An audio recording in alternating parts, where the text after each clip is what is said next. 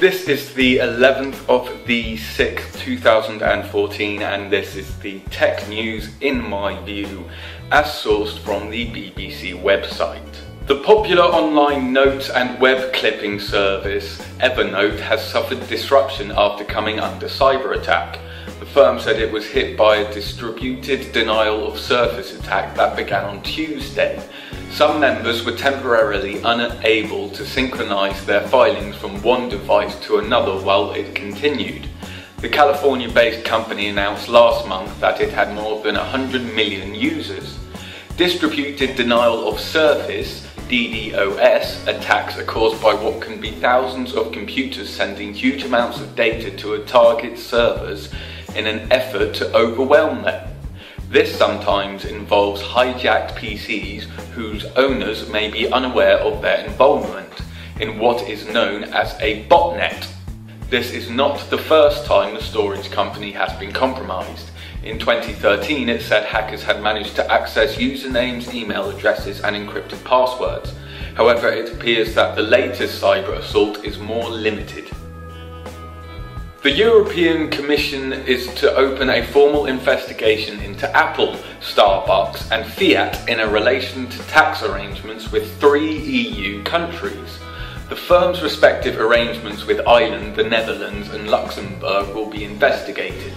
Announcing the move, Tax Commissioner Algirdas Semeta said that their fair tax competition is essential. Last year, a US Senate investigation accused Ireland of giving special tax treatment to Apple. The European Commission will look at whether the company's tax affairs breach EU rules on state aid. Competition Commissioner Joaquin Almunia said, "In the current context of tight public budgets, it is particularly important that large multinationals pay their fair share of taxes. Countries in Europe cannot allow certain firms to pay less tax than they should," Mr. Almunia added. The investigation will focus on transfer pricing, or whether the countries allowed the multinational firms to charge one part of the company over the odds for goods or services from another part of the company as a way of shifting profits. Under Commission rules, companies must charge their subsidiaries market rates. Transport for London, TfL, has warned of significant traffic disruption in the capital as taxi drivers gear up to protest at rival cab service Uber. The protest is the latest in a series across Europe as traditional cab services express anger over what they regard as a lack of regulation of Uber. Cabbies are unhappy that Uber is using a mobile app to work out the cost of rides. They argue this is tantamount to a taxi meter which only black cabs are legally entitled to use in London. The Metropolitan Police says conditions have been imposed on protesters after they failed to meet officers to discuss their plans. Garrett Emerson, Transport for London's Chief Operating Officer for Surface Transport, said, "A number of taxi drivers are set to cause pointless disruption for Londoners over a legal issue that is down to the courts to decide upon." And the best bit of news out there is that Nintendo has confirmed its first Legend of Zelda video game for the struggling Wii U console. Although it's not a struggling Wii U console because it's actually outsold its rival Sony in the consoles war, the first time in years. The firm showed off a brief trailer for the action title, which is said would be released in 2015 to coincide with the E3 Games Expo in Los Angeles next year that happened this weekend. It also provided more details about how new add-on physical toys called Amiibos would interact with games including Super Smash Bros. 4. One industry watcher said Zelda should help improve the firm's fortunes. It's a very big one for fans. Christopher Dring, editor of the video games trade magazine MCV, told the BBC. If you look at the game sales figures, Zelda is not as big as Super Mario or Mario Kart, but the difference with Zelda is that many fans will buy the console for that game. And if you want to know more about this game, go check out Hits on Twitter on my channel and check out the trailer and interview with the creator of Zelda about the new upcoming Legend of Zelda game, which may or may not involve Link. Google has admitted it is behind the WebDriver Torso web account, an unlikely internet sensation which has mystified and delighted web users. The mystery began when a series of seemingly pointless 11-second videos, all showing a series of blue and red rectangles, were uploaded in their thousands to YouTube. Speculation was rife about who was behind the enigmatic postings and what they could mean. Aliens and spies were mooted. But now it seems that the reality behind the WebDriver Torso mystery is more mundane. It is one of the many test channels used by YouTube to ensure video quality. The content of the video is meaningless, just a random set of sounds and visuals picked because they were easy to create according to a YouTube source. By comparing the uploaded video with the original file, the team is able to assess whether they are being uploaded in the same quality. So that is great news out there for people like me that do video blogs daily plus on YouTube that need to know that what they're recording and uploading is as good as quality, if not better, due to the different ways you can manipulate your video on YouTube for the viewers out there. Jason Rubin, co-founder of the PlayStation games developer Naughty Dog, has joined Facebook Oculus VR virtual reality unit. Mr. Rubin helped create the Crash Bandicoot franchise and later served as president of another developer, THQ, before it collapsed last year. He joins another games icon, Doom creator John Carmack, at the business.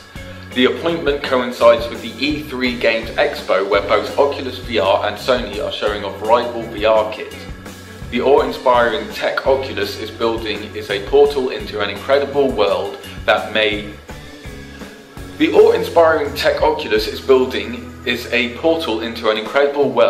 my daughter will one day consider to be normal, said Mr. Rubin in a statement. The moment I put it on, I wanted to help define that future. The Oculus headset works by filling nearly all a wearer's field of view with a video game powered by a connected computer and then changing the viewpoint according to the way the player tilts their head. The firm currently sells a test version of the hardware for $350, only £210. And that is a good price. So if you want to test out this Oculus Rift and you've been a fan of it since its Kickstarter but were very strongly let down when it was sold to Facebook, then you can buy the Oculus Rift for £210 and see what they're doing with it before it comes out. So if you buy it now, you can help sculpt the future of where the Oculus Rift is going.